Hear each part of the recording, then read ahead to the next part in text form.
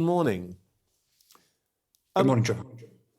What are your people reporting from Gaza, Mr. Lockyear?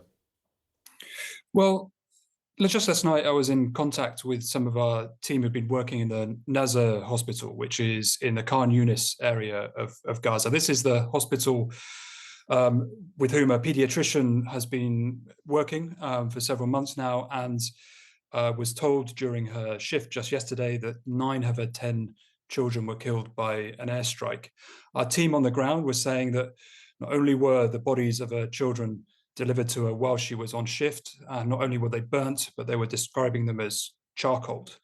And this hospital, which is one of the very few partially remaining in Gaza to this day, has been subject to 3 airstrikes in the last 2 months, at one point killing 2 people in the surgical ward, which is just an illustration of the complexity, almost impossibility of providing humanitarian services in Gaza at the moment.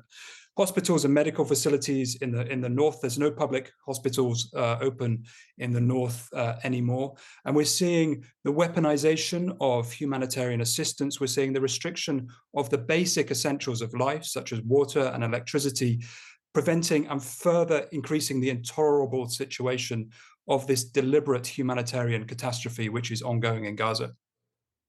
You talked about the weaponization of this situation. Well, the Israelis say that it is Hamas who are not allowing its distribution.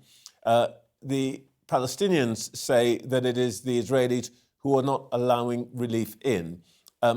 It's possible that both things can be true to some extent. What is your understanding?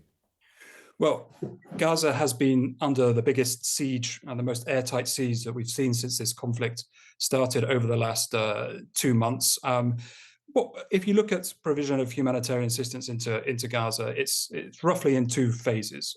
Firstly, there is the bringing of assistance into the Gaza Strip, and that is monitored by the Israeli authorities. That is very heavily restricted if and when it can come in. And then there is the distribution and the, in our case, treating of patients when it gets into Gaza. Now, we have not seen any of that. We have not seen any disruption of supplies once they've got into the Gaza Strip and into our hands. It is a very complicated situation, as it is in any war zone, and nothing is 100% guaranteed. But by far and away, the biggest restriction of getting humanitarian assistance to aid is the blockade that has been imposed by the Israeli government. One of the points that the Israeli government makes is that they believe that Hamas militants use medical facilities as cover for their activities. Once again, does MSF have any evidence one way or the other? And it's probably worth my saying to viewers that I have to ask you these things because reporters, our journalists, are not allowed into Gaza, so we can't do what we would normally try to do, which is first-hand reporting. Which is a key point here, and we would encourage for international journalists to be allowed to come into Gaza. Otherwise, it falls on humanitarians to be the arbitrators of what is happening here.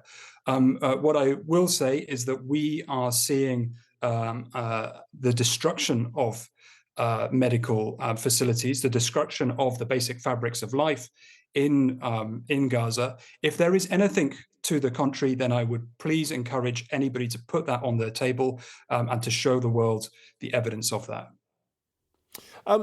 One thing that, of course, has come up this week in the, if you like, the war of claim and counterclaim, what people call the air war, is that a UN official alleged that 14,000 babies might die if aid were not allowed in immediately. Now, that claim was withdrawn, but what is the truth of this, if any?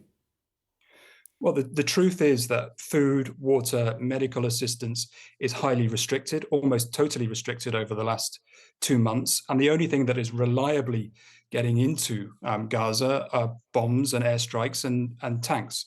The population, the people, our teams are tired, exhausted, and going without food in many, many cases.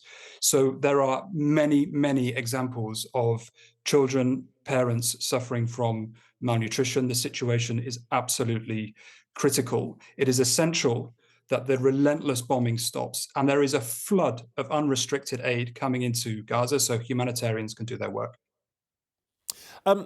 If I may just ask finally, this is, in a sense, a slightly separate question, but one that concerns MSF itself.